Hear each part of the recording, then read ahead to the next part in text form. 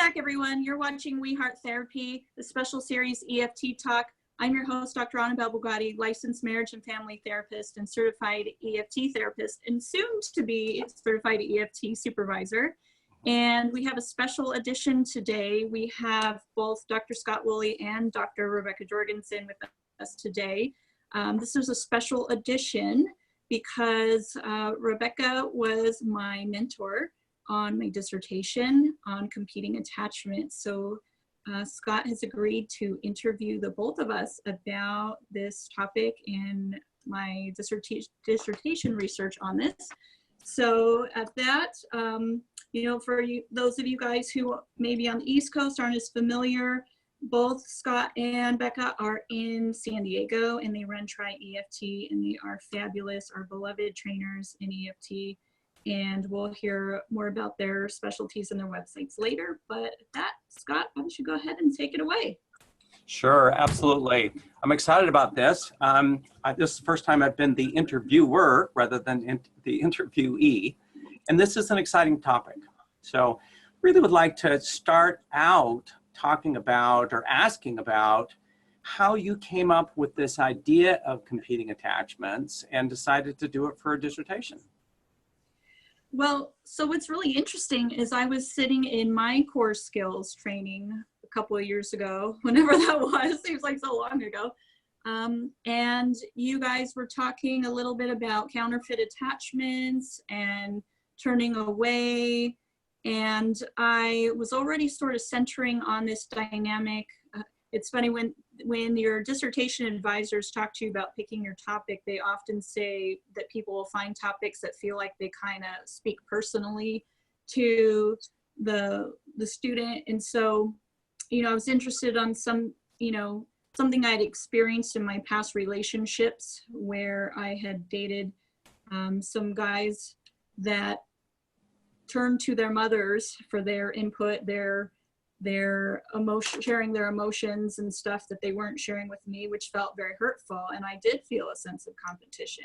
And I was sort of drifting into this weird, like, how do I find this theoretically? What does this dynamic look like? And I was talking to Becca about it, picking her brain. She said, oh, you're describing competing attachment. And I was like, ah!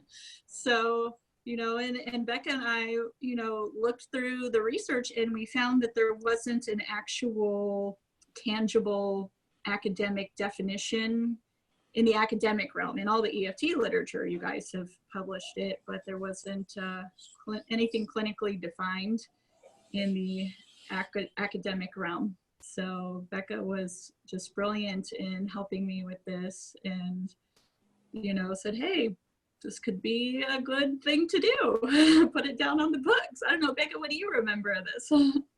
Yeah, I remember, you know, I guess several conversations, probably not just from that particular conversation, but other core skills or earlier times, perhaps, where you were looking, you know, struggling around. There was some, you know, it evolved from the Cinderella. Mm-hmm. Do you remember that with the, yeah, I can't remember the like term this, you used. Yeah, or the mama's boys thing. Yeah, the mama boys complex, you know, we're just kind of struggling around different things. And yeah, so this one core skills I was talking about, counterfeit attachments and partners that turn away and look, you know, rely outside of the relationship on other things and their ways of coping.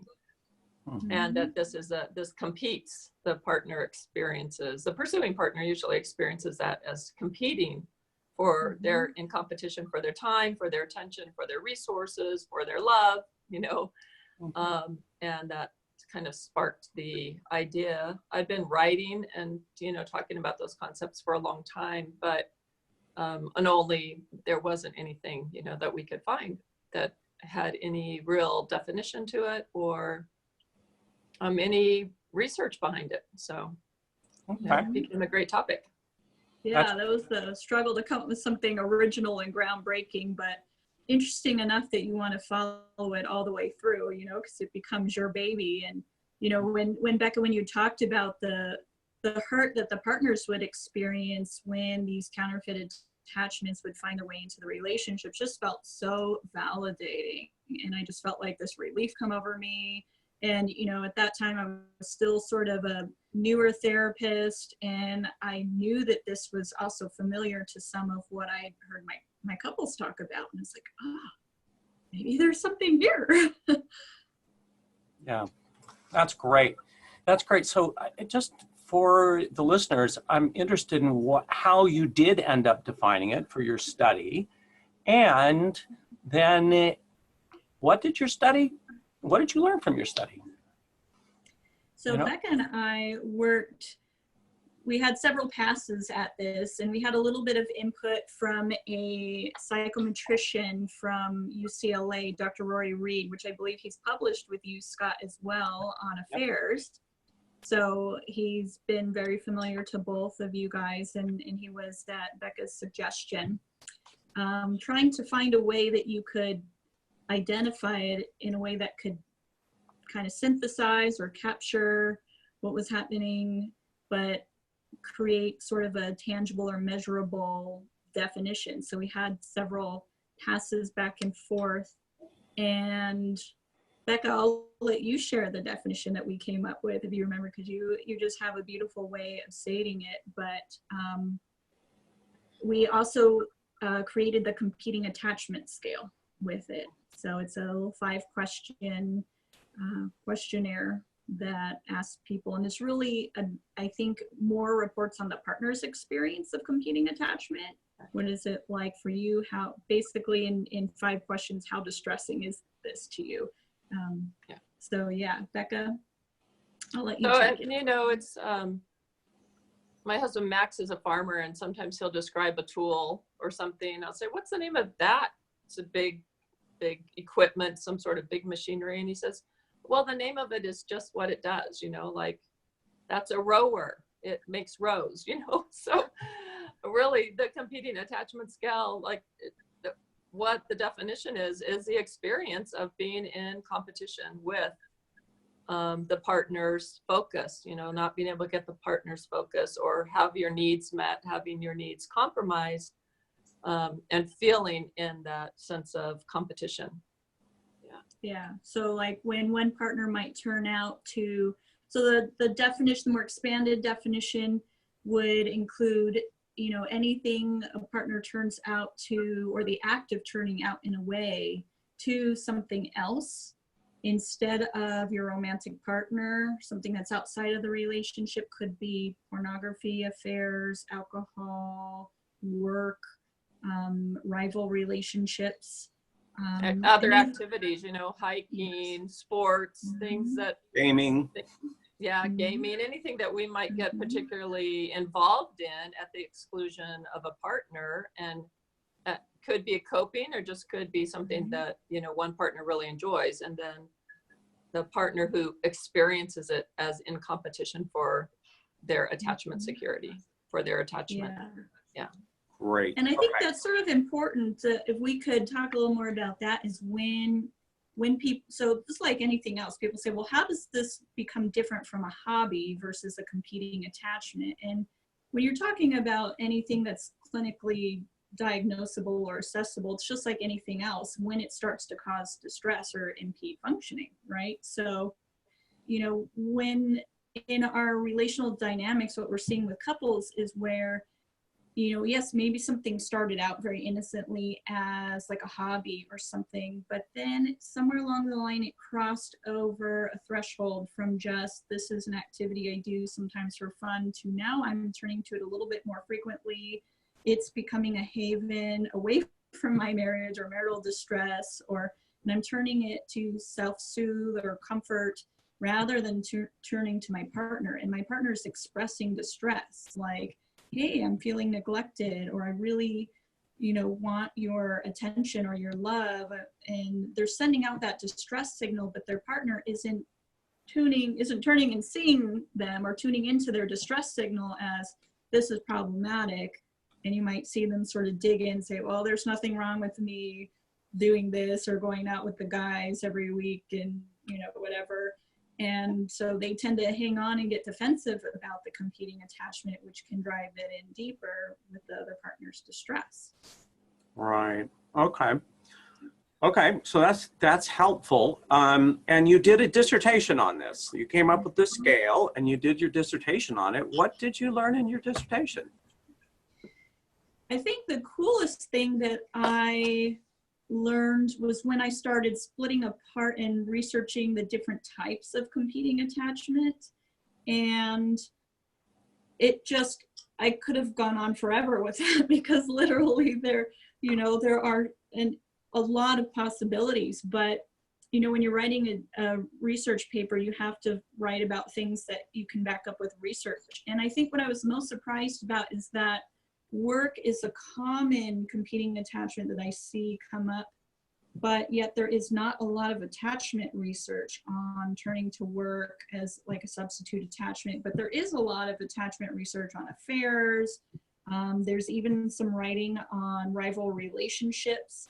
And what was interesting is there's some cultures where they value, in my case, what it originally inspired me was the mama's boys dynamic, where this would be where a son may bypass his wife, or the male child would bypass his wife, turning to her for her opinion or her comfort, her emotional validation, and going right to mom, and continually turning to mom even though he's married.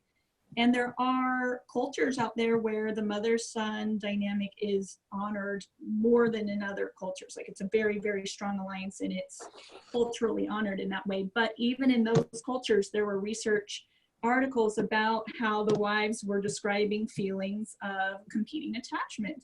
And I thought that was so neat. And I think the biggest thing that came up was Sue always talks about how attachment is wired into our survival instincts. And I found someone else's dissertation research where they highlighted through evolutionary psychology. So I found all these different schools of counseling and psychology that were culminating the little bits and pieces that were building this base for competing attachment, some empirical validation for it. And so this girl's dissertation research found that we're literally wired to detect those threats to our attachment system the exact same way that we're wired to detect threats to our physical safety. And that was really cool because, when you have experienced a competing attachment or you perceive a competing attachment, just like any other danger cue in the marriage, you become a little more, your antenna tunes into it a little bit more, right? So, scanning that environment constantly to pick up that, is there a competing attachment here, But I think it was really exciting to see pieces come out of evolutionary psychology supporting attachment, that, there's just a lot of empirical support building this foundation for this dynamic that exists. And even consumer research, I found stuff in consumer research, in consumer psychology that said, in fact, and it crosses over into evolutionary psychology, that people will actually go and buy, like women in particular, in one study said that women will go out and buy expensive products and clothing as a way to, almost like a way to protect themselves from competing attachment, to like a peacock. I gotta puff myself big so that you don't come near my man, right? Because he takes care of me because I'm so well groomed with all these nice things, right? Which I found fascinating. So I just learned all these really neat tidbits. But the types of competing attachment I did cover in my dissertation were affairs, addiction, such as pornography, alcohol, gaming was a big one. And there's a lot of research. They actually have 3 terms that came out of that. So you have technoference, which is technology interfering in your relationship; phubbing, which is partner phone snubbing, where you turn to your phone instead of your partner; and gaming widows, which describes something very sad about the competing attachment with, people whose spouses are into World of Warcraft, for example. Some of those things where they'll spend hours and hours and they feel like widows in a way. and gaming has become the first, their first wife, right? And then I covered cell phones, which is kind of a new hot topic because cell phones facilitate several kinds of competing attachment in addition to being its own competing attachment, like social media, turning to other people. You see this more often, turning to social media, Facebook, Instagram, for other people's validation and their opinions. Oh yeah, you look amazing today, versus turning to my spouse and getting their validation and feeling like that's enough, you know? Mhm. So I covered those and rival relationships. I think that's all that I covered. Those are all the ones I can find empirical literary research support for. Okay. Right. So you did this kind of survey and found out and kind of really took them down into categories, these categories of, and it sounds like some of them involve turning to other people, like having an affair. Some of them involve maybe turning to addictions, you know, processes, those kinds of things, etc. Did you find, and maybe there isn't a lot out here on this, but did you find that the type of, you know, the type of competing attachment made a difference for in treatment with couples? Well, that I could answer more of clinically rather than research-wise, because because the nature of research and developing assessment tools, as Becca mentioned, you know, developing these tools to capture these dynamics can be really complex. So we didn't, and hopefully we'll be expanding our measure one day, or someone else out there with who wants to do an EFT dissertation can take this study and add to it. But so it was more like your output then was the measurement tool itself. Well, yeah, that was and what the tool is, you know, what Anabelle found in her general research to support the development of the tool, and the tool is kind of the things that she's describing, that a counterfeit attachment that someone may go towards. The scale itself is from the partner's experience of being left. And we didn't put in like, so it's not, if you have this getting kind it of, from the experience of the person who's turning away. They don't necessarily experience themselves as turning away. Maybe they got together and I already was an avid hiker, I already was working, and you know, that's when we got together, you already knew that, so I don't experience it. As a partner, I might not experience it right. as it's not competing to me, you know, in the relationship, right? So it may be a counterfeit attachment. I may be attaching to something else outside of the relationship. But so this competing attachment is really from the partner's experience of being left and how much distress that causes to them. And we were measuring distress, not so much what kinds of things their partner was turning away, giving their time and attention to. Okay. Right. Like, you know, a future research study would be great to examine, maybe to have a drop down box on the scale, do a revised version of the scale that says what type of competing attachment do you experience in your relationship, or are there multiple ones, and have them correlate a level of distress with each type. But this was just the first stage of development of this tool, and really we had to develop it because there was nothing out there literally that could capture this dynamic. So we had to create it, and we captured more of a broad strokes. We just wanted to capture the presence of competing attachment and some level of how that impacts the relationship, mostly the security of the bond and the level of satisfaction. So in the clinical practice, I'm sure both of you guys could talk to this as well, but you know, affairs tend to be more recognized, like the distress seems to be a lot more obvious and really intense, versus others might take a longer time to build, you know. So like cell phones may not start off as a competing attachment, or video game systems, but they may develop over time, and it may be more of you know, a build up to that level of distress, versus affairs, you know, in a lot of cases, not all of them, but a lot of them, immediately it's, you know, and I like, you know, you mentioned turning out to people, because affairs, turning out to people isn't always affairs. You have people who turn to their best friends continually to share their secrets that they're not sharing to their spouse, or they're turning to family members, or they have coworkers of, you know, the same sex as their partner. And some spouses mind that,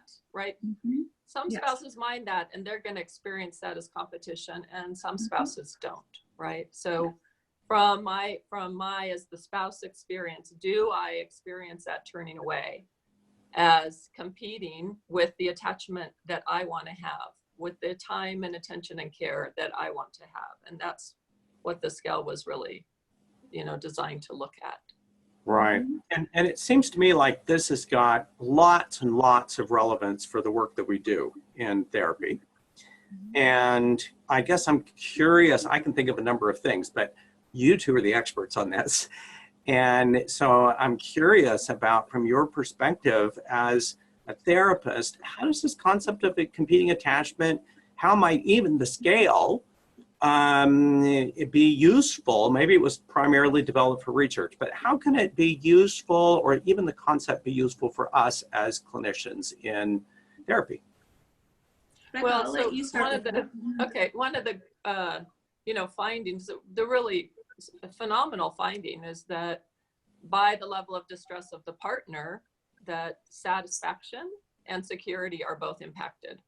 You know, it's correlational. We don't know what's what, you know, but we used to just look at relationship satisfaction and attachment security, and the level, you know, those levels would give us a sense of how distressed the couple was. But we add the competing attachment in there, and just by taking this five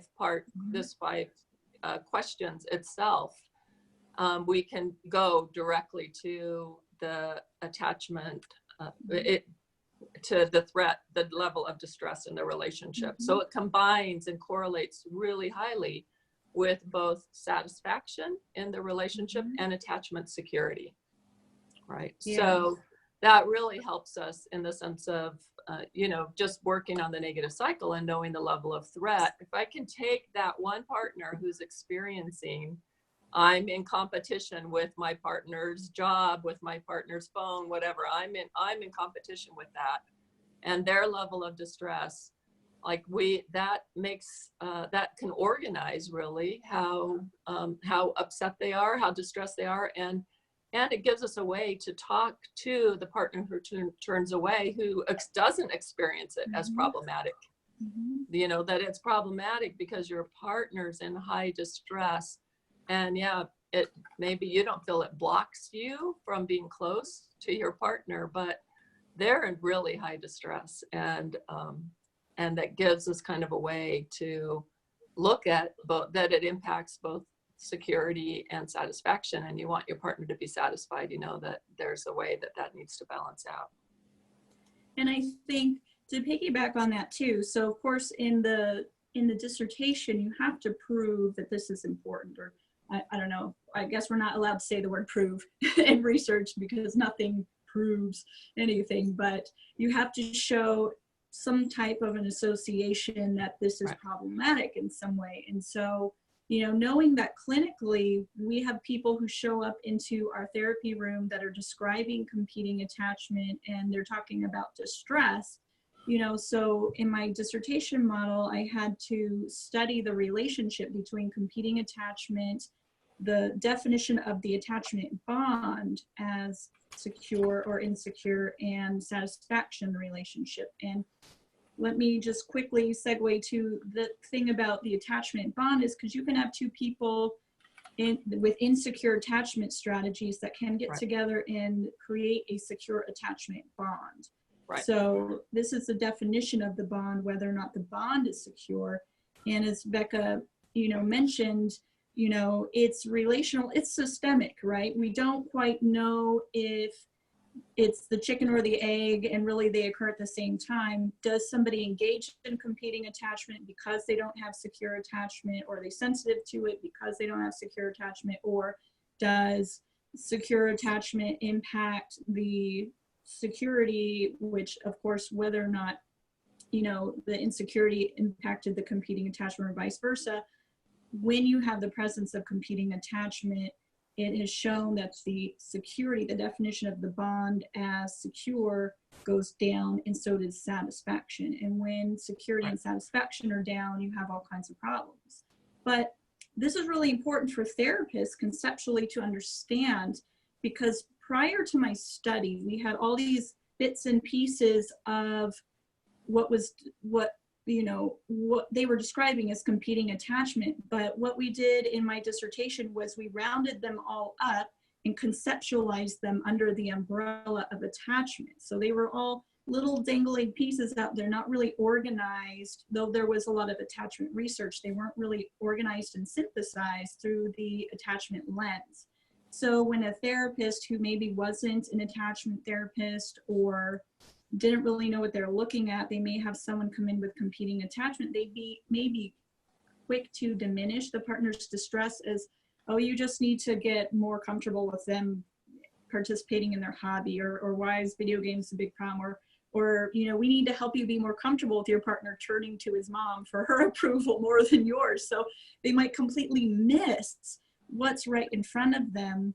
And that's the hallmark of understanding the competing attachment, so that therapists can see exactly what they're looking at when it's presented to them and know what to do with it. It's so great for assessment, really, right? To hone into the partner's distress around the other partners, looking how they're turning away, what they're turning away to, that we can really hone into that level of distress, that they experience that as competition for love, time, attention. It impacts their security, that they feel that their partner turns to these other things instead of to them, to have their needs met outside of the relationship, and that they feel like they're losing their time and attention, and they feel hurt by it, right? I actually feel hurt when my partner goes hiking or does that thing. And that I believe that it affects my bond with my partner. So those are, we can really hone into that. It's a great assessment tool for, as Anabelle was saying, to really pay attention, that it doesn't really matter, as a therapist, that we're not in the place of judging as, is it reasonable or not for the partner to be talking to the mom or not? Is it causing this partner distress, and do they feel significantly left out and in distress about whatever that is, that we really need to pay attention to it, because relationship satisfaction is going to impact the other partner, whether they think they're engaging in a counterfeit attachment or not. That their partner is in distress impacts the system, impacts the relationship, right? And it will affect their attachment security, because that's a combination. Attachment security is developed by both of them, right? Absolutely. I love how you say that, Becca. And what I was going to say too is that, so when couples come in presenting a competing attachment, and sometimes you may have to assess, is there a competing attachment based on, you'll get hints of distress. They'll say something like, whenever my partner does this, or this person seems to be a trigger in our relationship, this outside person or this outside thing, then okay, there might be a competing attachment.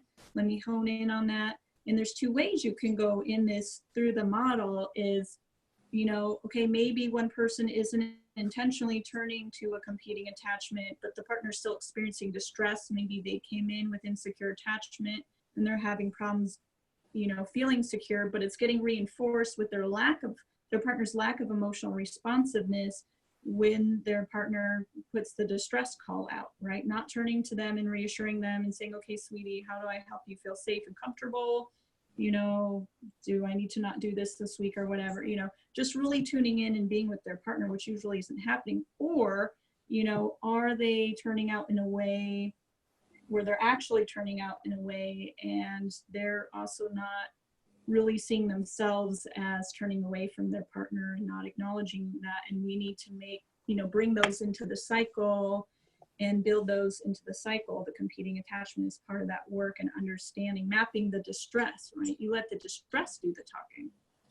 Oh, okay. Now that's very helpful. So regardless of what kind of type it is, whether it's gaming or work or, you know, a best friend or whatever, right? The issue really is the amount of distress because it is seen as a competing attachment. So, and it's experienced. It is a threat.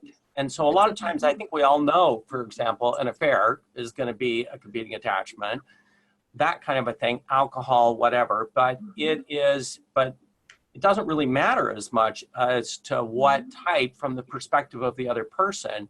What matters is how much of a threat it is. And that I could feel sad, I could feel frustrated, I'm in pain, I feel disconnected, and basically, you know, again, as we know in the negative cycle, like, so you don't really care about it, and that increases my distress. That is so helpful. So what? And also, sorry, Scott, if I can jump into what I was going to say, you know, you're saying something helpful is that I find that out of competing attachments, it's usually affairs will be the number one thing that at least brings people out of the competing attachment, that'll bring somebody into therapy, bring a couple in. Alcohol, I would say, is probably number two, unless they're going to addiction specialists. The other types of competing attachment are usually not gonna, they are causing distress, but I notice a lot of people even try to diminish or, you know, dismiss their own distress. Like, oh, I should just get over it. It's not, you know, they don't see it as unreasonable for me to feel jealous of this thing or that thing. It's unreasonable for me to not like my partner's pornography use. Like, you know, so they'll give you a hint, but they don't necessarily, they're ashamed of their distress around it.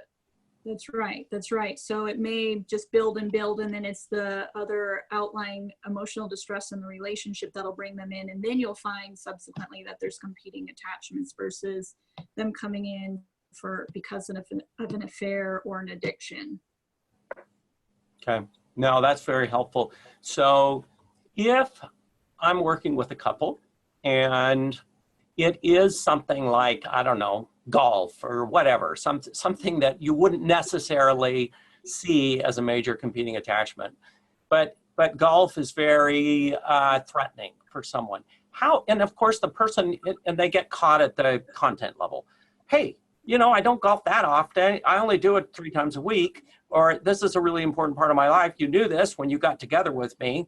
They get caught at that content level. How can we help the person who may be engaging behaviors that the other person finds as a threat, competing attachment? How do we help that person be able to see that he or she is engaging in something that it's not about the reasonableness of going golfing? It's not what it's about. It is about the threat that it represents. How do we do that? Well, and Rebecca, you'll add to this probably a lot more, but I know for me, what I do with couples is I talk, you know, again, we let the distress do the talking, but a lot of it is painted through the ARE, the accessibility, responsive, and engaged. When your partner sends the distress signal, I kind of like to say it's the bat signal, you know, it goes into the sky. And do you see the bat signal going off? How do you turn and respond to your partner? You know, and if the partner is feeling soothed, you know, if they're feeling like their partner's tuning into their distress and emotionally responsive and engaged, chances are that the golfing probably isn't going to be that big of a deal. But in a lot of these cases, you don't see the partner doing this, right? And they get defensive and start to dig into their position, and that only drives in the threat rather than helping their partner feel reassured.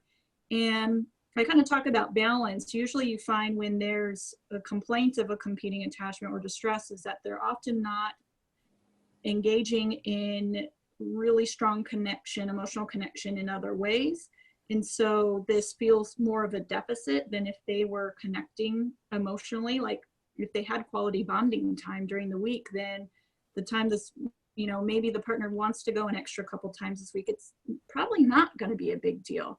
But 99.99% of the time with my own couples, what I found is that they're missing out on that connection in other ways. So that competing attachment starts to stick out like a sore thumb. And when I can teach them to be emotionally accessible, responsive, and engaged and connect to more quality bonding, then that hobby truly becomes thought of by both partners as the hobby and not as the competing attachment, that threat gets neutralized.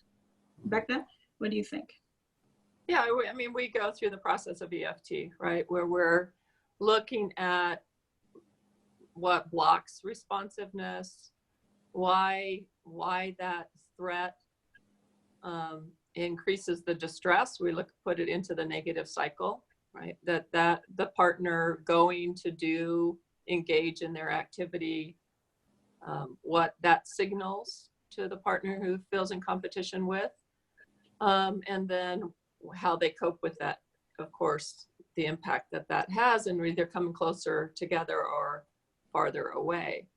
And so the ARE is also very nice, their accessibility, responsiveness, engagement. Are they able to kind of come together and pull together to overcome and, develop their closeness and support for each other around those things. So when attachment security increases and the attachment bond becomes more secure and satisfaction increases, then many couples, in my experience, it's like Anabelle said, it's not the thing. Many times it's not that. I might just engage in golf just as much as I did before. I may not, but it becomes that it's not a threat anymore if we have that security of the bond and responsiveness towards each other. So, we found EFT very effective treatment for these kinds of things. I think really the benefit most for me is that honing in to the distressed partner who's saying this is a problem for me, to really be able to listen, to pay attention, because no matter what it is that they're saying is the problem for me, if their partner's not hearing them, I need to hear them as the therapist.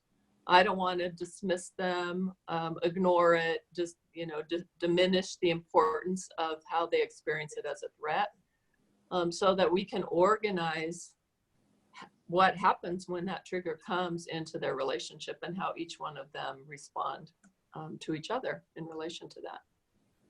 I like that, Beck. I kind of hear you saying, maybe one of the assessment questions that a therapist can help them stay curious and empathic and not dismiss the partner's distress would be, how did X, Y, or Z become a threat in this relationship?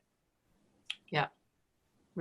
How did it become? Why is it? What about it is that, where do you get stuck here?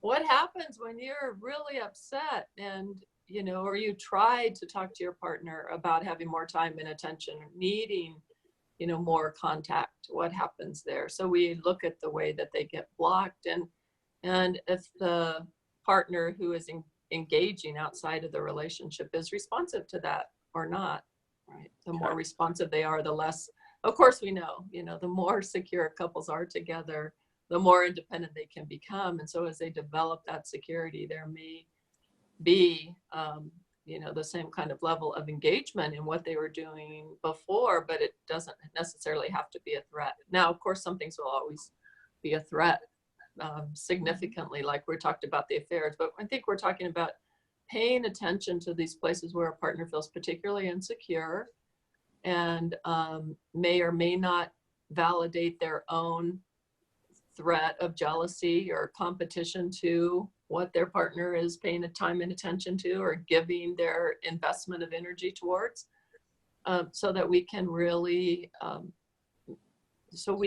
look at as a system and how that distress impacts the system. It's interesting.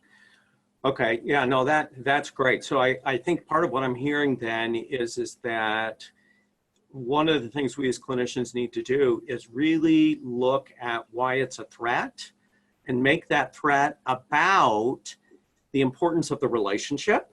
Yeah. The importance of the person who may be engaging behaviors that are seen as a competing attachment, and get off of the content itself, but put that in the context of the negative cycle, right? Yeah. Like, how do they cope with this when it presents itself at home, especially for those other types of competing attachments that don't pop out as brightly as affairs, or addictions, but like the hobbies, you know, and that example is with any other content issue. How do couples get stuck dealing with this at home? You know, is there that responsiveness and engagement? Most often not, and that's part of what starts to drive in the cycles when I'm sharing my distress signal with my partner and they're not tuning in, they're not engaging with me, they're not comforting or reassuring me. So it sounds like what we end up doing is the person who's experiencing a competing attachment with their partner, they're having to compete with something for their partner, and that's the way they experience it. What we need to do with them is we validate the fears of losing the other person, and we make those fears of losing the other person the primary issue, not necessarily the competing attachment, although in some that are very destructive in and of themselves, like getting addicted to alcohol or porn or whatever, you know, that really tend to numb people out, or affairs. But instead, kind of not making it about those things, really making it about creating security. That's beautiful. Very nice. And this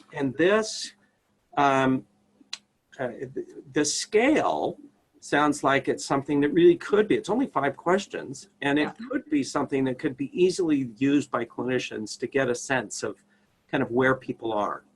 Yeah, they're beautiful questions too, you know, really dialed into it. Like, do you experience a sense of competition or rivalry with activities or relationships that your partner engages with?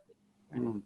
Do you see your partner as turning elsewhere to have their needs met rather than turning to you?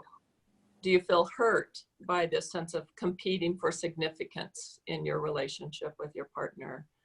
How often do you believe that competing for attachment significantly negatively affects your ability to have a healthy bond? You know, so it really hones into both satisfaction and security, and the level of distress, because it is on a Likert scale. So if I wanted to use the scale in my practice, you know, where would I get it? How do I start using it? Right now, you probably have to email either Becca or myself to distribute it. Maybe Becca, you can, since you guys are connected to ISEF, we can find a way to make it available to folks. But if you do teach at a university or you're a student and have access to a university library, you can catch it in the dissertation database. It's the measures attached to my dissertation. The questions I just gave to you or just kind of read to you are ones that we published in the ISEF newsletter that were based on the scale. You know, so you can get the flavor of what you're asking and use those questions or write some questions or, you know, get the actual scale questions. But that sense of, we're looking for the sense of competition or rivalry, seeing the partner turn, not just turn away from you, but actually turn the experiences. My partner's turning towards something else. They're not just turning away from me, right? So there's an added element of what they experience as unavailability of their partner. You know, it's not like you just blank out or you tune out or you're not paying attention to me. You're actually putting your energy, your resources, your time, your attention towards something else that leaves me out.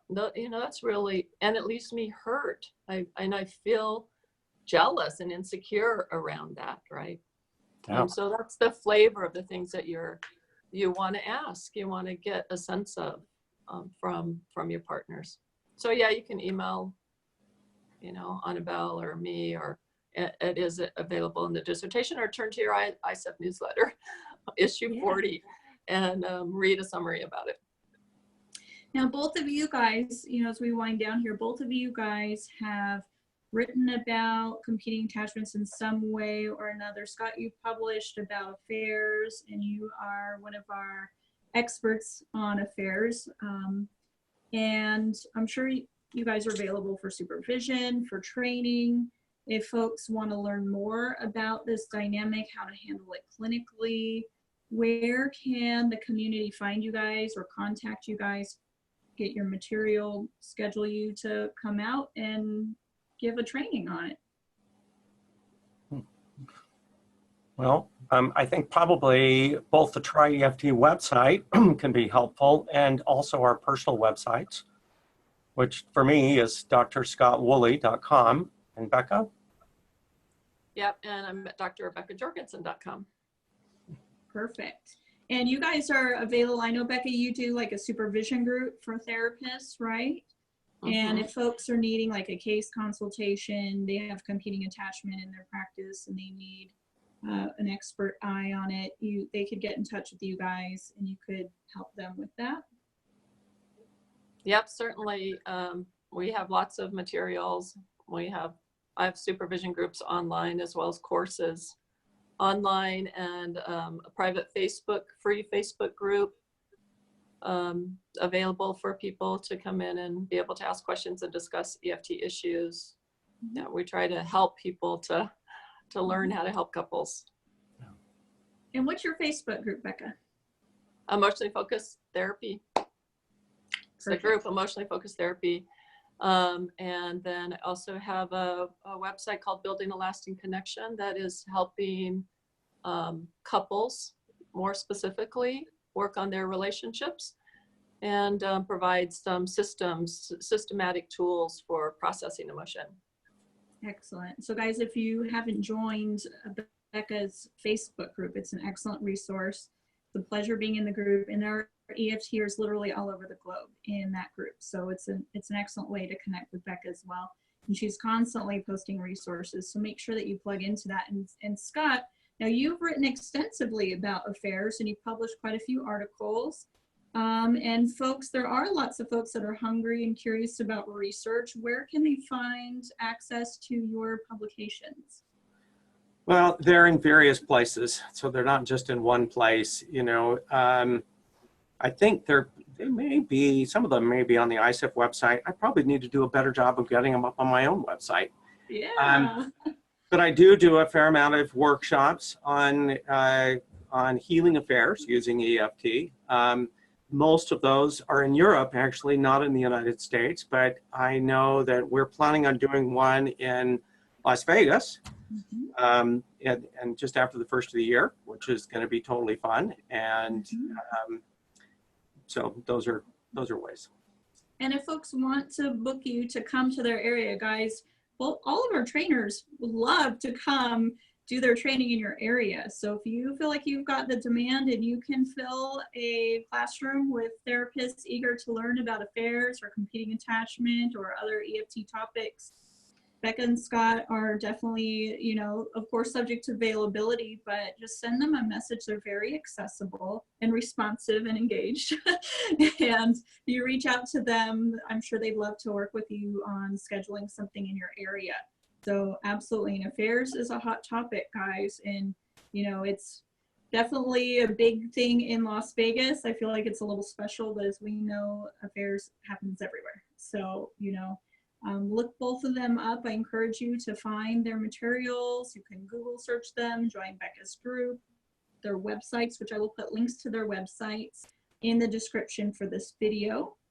And, you know, Becca and I have done a couple other videos for the series, so make sure you check those out. Scott and I have also done a couple videos, and we have another one releasing soon about stage 2, but we've done a couple on affairs. And Becca has one that people rave about on shame, and she has a shame workshop and training. So guys, we have 2 beloved trainers here that just have a wealth of knowledge that are ready to share with you guys. So please make use of their resources. And as always, guys, thank you so much for your support and watching this series and this channel. And make sure you hit subscribe because more videos are on the way.